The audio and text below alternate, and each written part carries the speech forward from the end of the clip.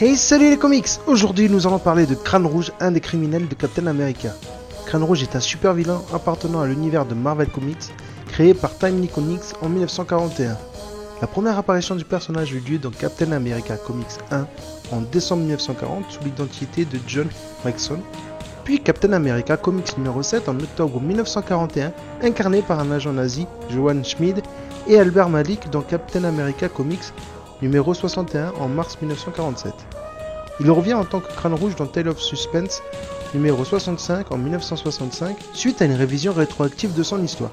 C'est un des principaux ennemis de Captain America, aussi bien présent dans le passé, lors de la Seconde Guerre mondiale, que dans son présent. Crâne Rouge est un personnage créé par le scénariste Ed Herron, qui apparaît pour la première fois dans Captain America Comics numéro 1, dessiné et ancré par Jack Kirby. Il est à l'origine un agent ennemi quelconque et il meurt à la fin de l'épisode 1. Cependant, Kirby et Simon, les auteurs de ce comics, le font revenir d'entre les morts dès le numéro 3 où il défie Captain America dans la première histoire. Le dessin est encore de Kirby, mais il est cette fois ancré par Bernie Klein. C'est en regardant un Sun défendre qu'il eut les premières idées concernant l'aspect graphique du personnage. Johann Schmidt est né en 1899 à Creusot, dans un petit village en Allemagne.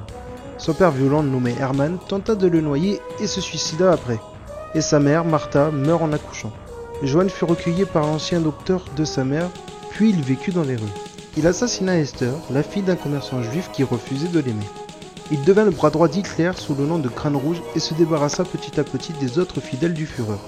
Lors de la Seconde Guerre mondiale, il fut enseveli dans une explosion sous les décombres d'un château lors d'une confrontation avec Captain America. Un gaz expérimental le maintint en vie. Après sa disparition, un agent communiste adopta l'identité de Crâne Rouge pendant les années 1950. C'est ce Crâne Rouge qui fut entre autres responsable de la mort de Richard et Mary Parker, les parents de Peter Parker.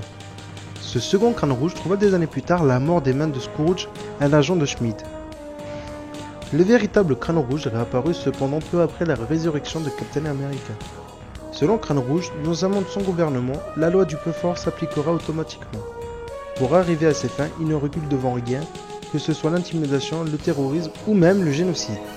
Il avait une fille, surnommée la Mère Supérieure, dont il avait accéléré le vieillissement artificiellement. Elle est réapparue sous l'identité de Sister Sin, puis Sin, complice et compagne de Crossbone. Il a été l'allié du baron Zemo, du baron Strucker, d'Arnim Zola et de l'AIM. Il a été à la tête d'une division de l'Hydra, organisation fondée par le baron Strucker, sous ses ordres. Il a employé ou financé divers groupuscules sans forcément que les intéressés le sachent, comme les Watchdogs, les Résistants, les Scourge of the Underworld et Ultimatum. Il emploie régulièrement des hommes de main comme Crossbone, Mother Knight qui fut sa compagne, Machine Smith, parfois au sein d'un groupe, le Skeleton Crew. Il manipule ainsi, en les finançant, pas mal de groupes mais aussi des entreprises. Il manipule aussi des organes officiels.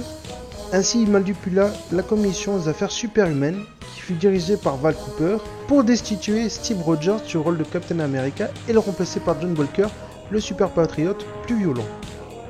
Après avoir été ministre américain de la Défense sous l'identité secrète de Del Rusk, anagramme de Red Skull, qui signifie crâne rouge en anglais, il semble avoir été tué par le Winter Soldier alias Bucky.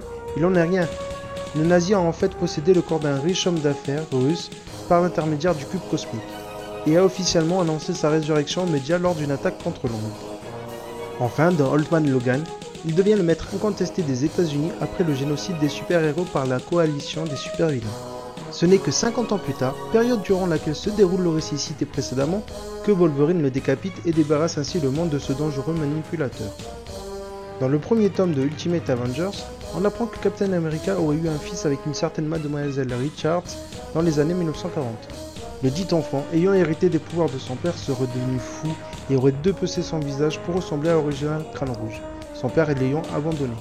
Le fils de Captain America deviendra donc un de ses ennemis dans cette version des Avengers. Crâne Rouge a les mêmes pouvoirs que Captain America. Son corps est un clone de ce dernier. Il est donc fort et agile, mais dans les limites humaines. C'est un tireur remarquable et un très bon combattant. Crâne Rouge emploie souvent des armes sophistiquées et parfois des armures de combat high-tech. C'est surtout un expert en complot et manipulation politique. C'est un tacticien de génie et il maîtrise plusieurs sorts martiaux. Sa tête ressemble à un crâne rouge suite à un accident au cours duquel il respira sa propre poussière de mort.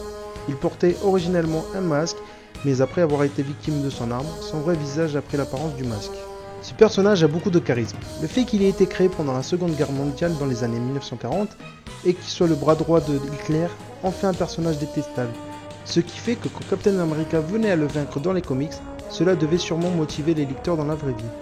Je lui mets la note de 15 pour le fait d'avoir mélangé de la fiction et de la réalité dans la création générale du personnage. Toutefois, je ne connais pas énormément ce personnage, il aurait sûrement eu plus si j'avais plus entendu parler de lui. Malgré ceci, il a tout de même une bonne note, et ce classement est le mien, je mets les notes que je ressens envers ces personnages, je comprendrai que vous ne soyez pas dans l'accord avec ce classement-là. Sur ce, passez une bonne journée et à plus les fanboys!